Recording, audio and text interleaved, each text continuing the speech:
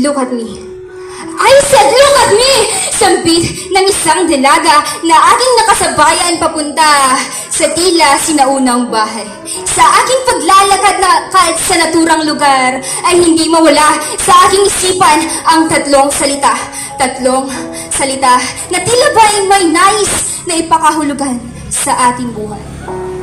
Bago ko tuluyang ipresenta ang aking tulangin na handa para sa lahat, isang araw na mapagpala. Ako, si Girlie, at bilang isang Makata, ako ay kilala sa tawag na Binibining Jelay na isa ring nagpapakadalubhasa. Ang titulo ng aking pyesa ay Advokasya. Nawa ng inyong mga matay sa akin ang tingin at ang inyong mga tengay sa akin ibal. Nakita ko ang walong taong gulang ako na napalilibutan ng maraming tao.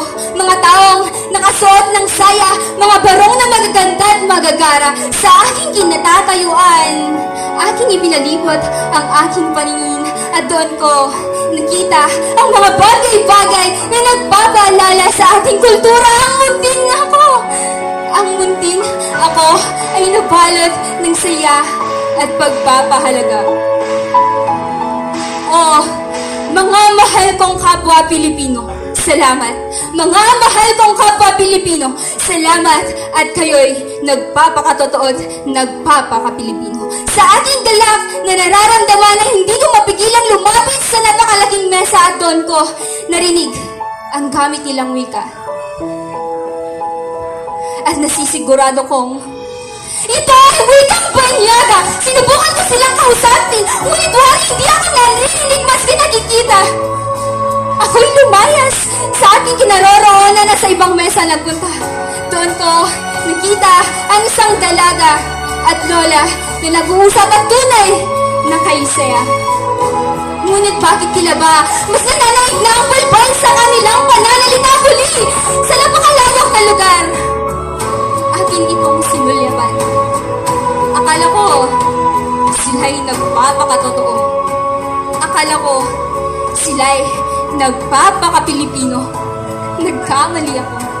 Hindi sila tulad ng inaasahan ko. Sino nga ba talaga kayo mga Pilipino? O mga tao na nakasal ng pagkakilala ng Pilipino, ngunit hindi naman gamit ang wikang Pilipino. Ako'y tumakas sa ating natahak na landas. Ngunit hindi ganoon ang nais kong wakas. Hindi ko na alam kung ano nga ba ang tunay na nangyayari. Ang tanging nararamdaman ko na lamang ay ang isang tao. Isang tao na nakahawak sa aking balikat at tila ba ako ay yinuyugyog at ginigising at ang ika niya ay ako'y nananaginip. Ako na isang dalaga na nagpapakadalubhasa sa wika at isa rin ito sa aking advokasya. Tayo ay hindi pa huli para sa ating pagbabago. Oo, tayo dapat ang manguna sa pagtangkilik ng sarili nating wika. Tayo dapat ang manguna upang ipadama sa kanila sa kung gaano nga ba kahalaga ang wika sa ating bansa. Sapagkat hindi lamang ito kaakibat ng ating kultura, bagkus ito ang magsasabi o sasagot sa kung sino ka nga ba talaga. Ako ay isang dalagang Pilipinang nagpapakatotoo na ang ibig sabihin, mahal ko ang wikang Filipino.